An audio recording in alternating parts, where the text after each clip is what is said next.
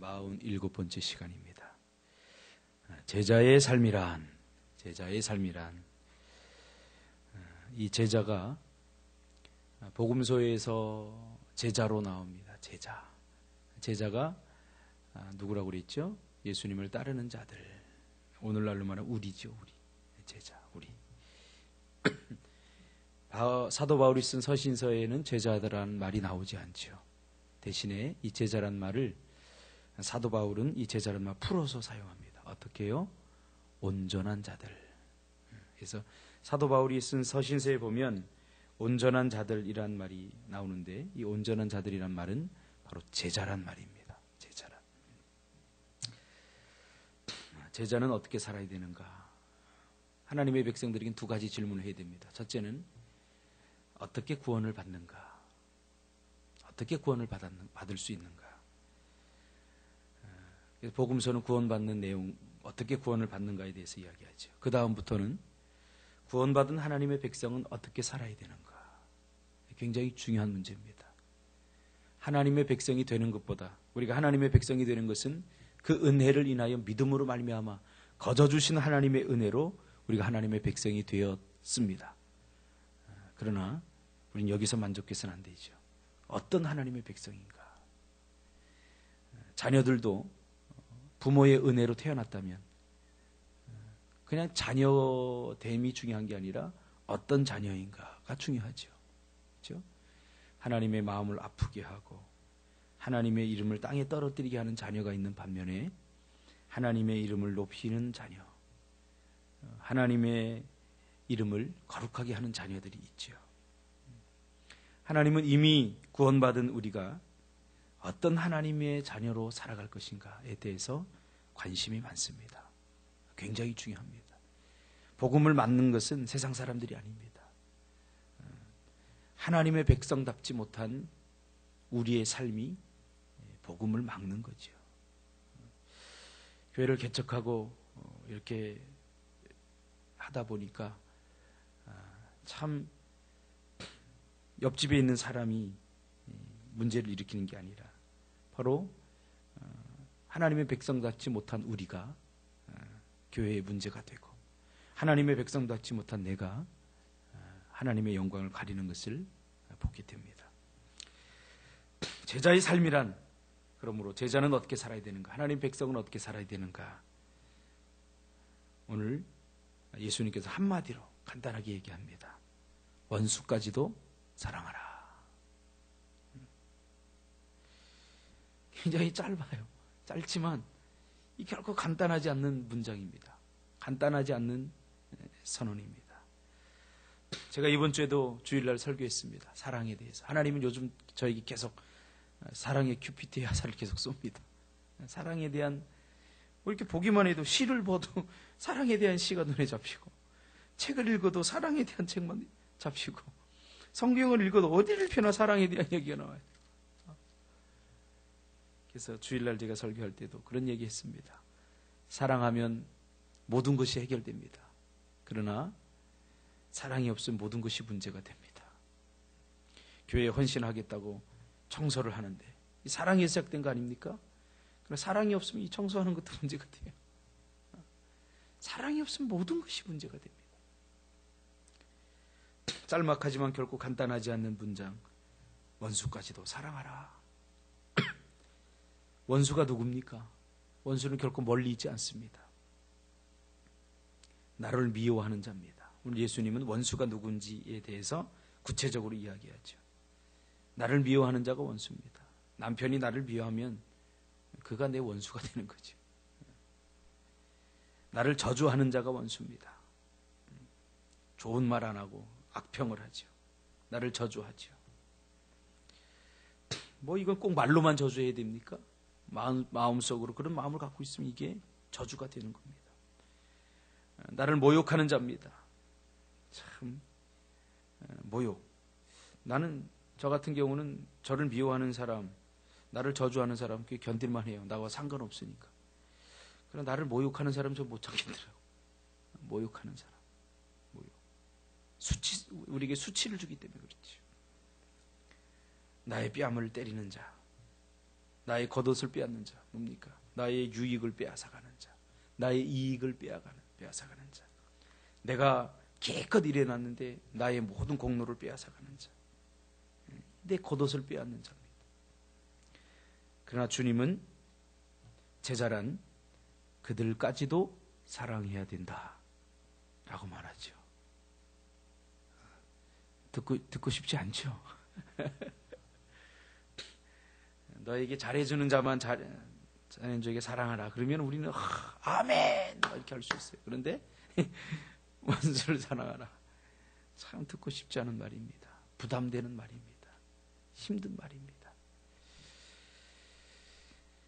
그러나 주님은 제자란 그들까지도 너희가 사랑하는 그 사랑에 포함시켜라 라고 말하고 있죠. 그러면서 어떻게 사랑하라고 하는지 구체적으로 가르쳐 주지요. 그들을 선대하며 축복하며 그들을 위해서 기도하며. 여러분 오늘 새벽에 여러분의 기도 제목에 여러분의 원수를 집어넣으시길 바랍니다. 원수가 멀리 있다고 하지 않았죠? 원수. 저에게도 원수가 있는 것 같아요. 나는 그 사람을 원수처럼 생각하지 않는데 그 사람은 나를 원수처럼 생각할 수도 있다라는 생각이 문득 들더라고요. 나의 뺨을 때리는 자에게 기꺼이 다른 뺨도 대주라는 거죠. 겉옷을 빼앗는 자에게 속옷까지 벗어주라는 겁니다. 예수님의 이런 요구는 제자들에게 절망을 주죠. 우리들처럼 불가능을 느끼게 하죠. 제자의 삶을 포기하고 싶죠. 이런 이야기를 드리면. 그래서 실제로 많은 사람들이 포기합니다. 교회는 나오지만 제자의 삶은 내가 살 수 없겠다. 예배는 드리지만 난 제자의 삶은 살 수 없다. 이 제자의 삶이란 나와는 다른 고상한 사람들, 목사님들이나 특별한 은사가 있는 사람들이 이런 삶을 살아야 된다라고 말하지만 이것은 예수 믿는 우리 모두에게 보편적으로 주어지는 요구입니다. 사랑은 말로써 하는 것이 아니라고 이야기하죠. 사랑은 감정으로서 하는 게 아니라고 그러죠. 저도 감정적인 사랑을 해보았습니다만 감정적인 사랑은 순간이고 찰나입니다. 조건적인 사랑입니다. 오늘 예수님이 말하는 이 사랑은 희생과 헌신, 노력으로 이루어지는 것입니다. 여러분 사랑은 감정만이 아닙니다. 감정도 포함되지만 감정만이 아닙니다. 예수님이 우리에게 원수까지도 내 사랑에 포함하라 라고 말할 때 이 사랑은 의지적 사랑입니다. 사랑은 노력입니다. 에릭 프로미슨 Love is skillful이라고 하는 사랑은 기술입니다. 거기에 보면 사랑은 헌신이고 사랑은 무조건적 희생이라고 말합니다. 의지입니다. 의지. 그래서 한쪽에서 일방적인 사랑이 있어야 됩니다. 그래야 천국이 됩니다. 요한일서 4장 10절과 11절에 보면 사랑은 여기 있으니 우리가 하나님을 사랑한 것이 아니요 하나님이 우리를 사랑하사 우리 죄를 속하기 위하여 화목제물로 그 아들을 보내셨습니다. 사랑하는 자들아 하나님이 이같이 우리를 사랑하셨은즉 우리도 서로 사랑하는 것이 마땅하도다.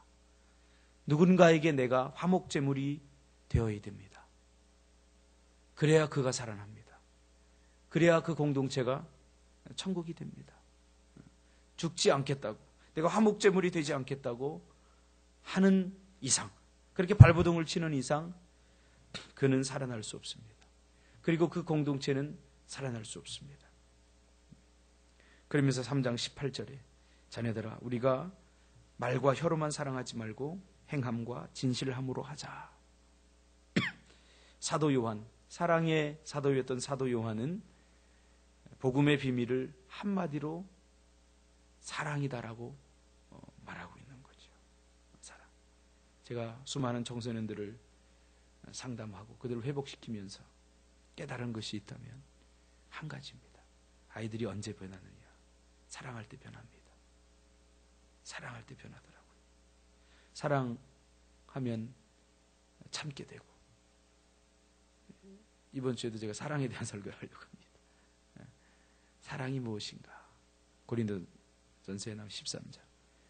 사랑은 오래 참고 사랑은 시기하지 아니하고 15가지 사랑의 구체성에 대해서 사도 바울이 이야기하죠. 그래서 아마 이게 15주가 될 것 같아요. 사랑에 대한 설교가. 한 가지만 다루자고 하니까 너무나 아쉽고 아까워요.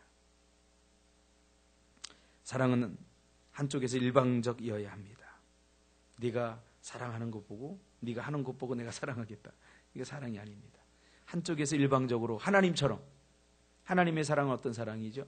우리를 사랑하시기로 작정한 사랑입니다. 의지적 사랑입니다. 그래서 창세기 15장에 보면 우리 인류를 향한 아브라함과의 언약이 나오죠. 그렇죠? 재물을 잡고 쪼개고 놓고서 그 사이로 지나죠. 아브라함과 하나님이 원래 언약의 당사자는 그 재물을 놓고 그 사이를 지나갑니다. 그러면서 둘 중에 한 사람이 이 언약을 어기면 저렇게 재물처럼 죽어도 된다. 그것을 보여주는 거죠. 근데 하나님은 그 사이를 아브라함 잠들게 하고 혼자 지나가죠. 이게 뭐예요? 언약적 사랑, 일방적 사랑입니다. 너는 이 약속을 어겨도 나는 어기지 않겠다. 일방적으로 사랑하는 거죠. 네가 나한테 잘할 때만 나 사랑하지 않겠다. 네가 내 마음을 애태우고 원수가 될지언정 내가 너를 사랑하겠다. 이미 하나님께서 우리에게 그 사랑을 보여주었어요. 여러분, 원수 그러니까 우리에게 잘못한 사람만 떠오르죠. 우리는 하나님께 원수 되었어요. 우리가 원수 삼아버린 거예요, 하나님은. 근데 하나님의 그 무한하신 사랑이, 일방적 사랑이 그 원수 되었던 관계 속에서 우리를 회복시켜 준 거죠. 그 사랑이 없으면 아무것도 아닙니다.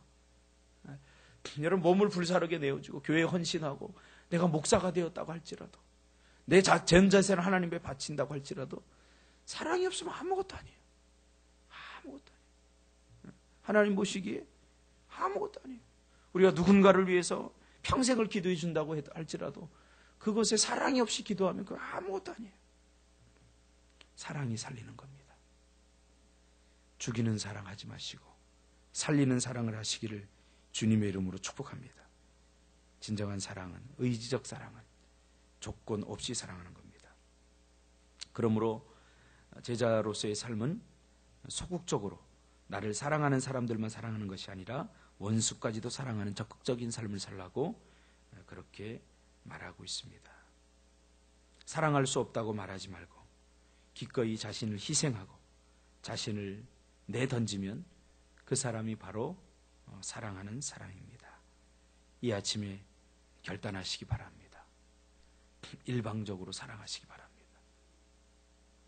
아멘 안 하시는 분들은 그렇게 안 하겠다는 건가요? 해야 돼요. 사랑은 감정이 아닙니다. 사랑은 결단에서 시작하는 겁니다. 일방적으로.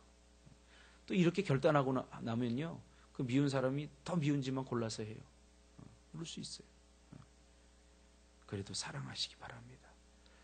제가 목회를 하면서 금요일날, 사실 지난 금요일날 제가 하나님의 큰 응답을 받았어요. 금요 절야를 하는데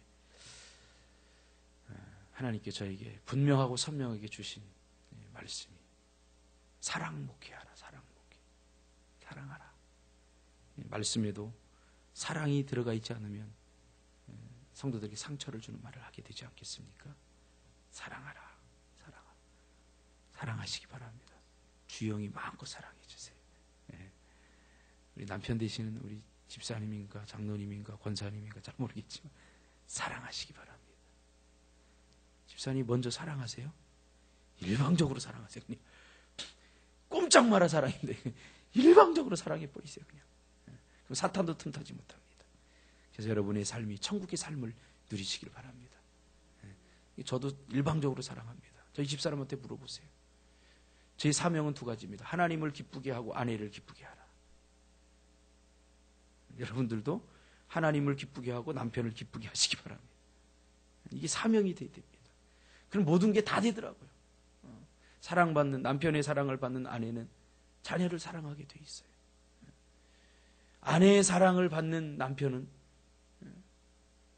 가정을 사랑하게 돼 있어요. 이게 간단합니다.